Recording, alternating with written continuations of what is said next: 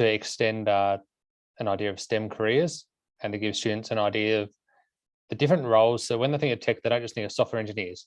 There's a lot of like product managers and people who go out and sell their services to different companies. So there's a lot of different roles within STEM and tech with a large tech company, not just coders. And that's one of the things Oracle wanted to get across. So we were lucky enough to work with Terry to create this video. Students we identified a group of year 5 students, because previously our year 6, 7 students had been the ones who got the focus a lot. So it was really good to give other students a chance to star, I guess we could say.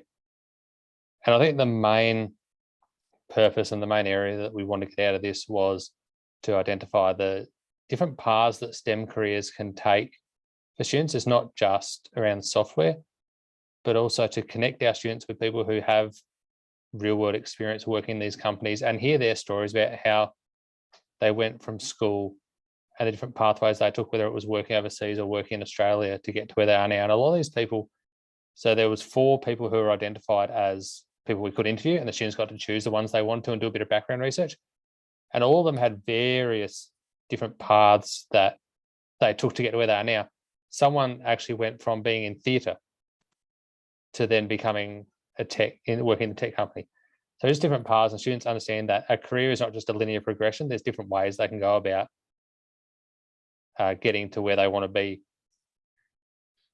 I guess, yeah, the other thing that we got to target with the students was around filmmaking skills and the process of students making videos.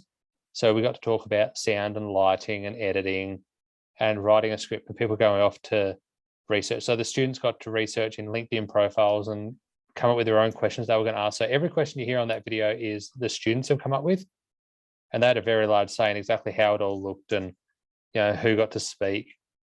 So it was very much student driven in terms of the filmmaking process and them getting those skills.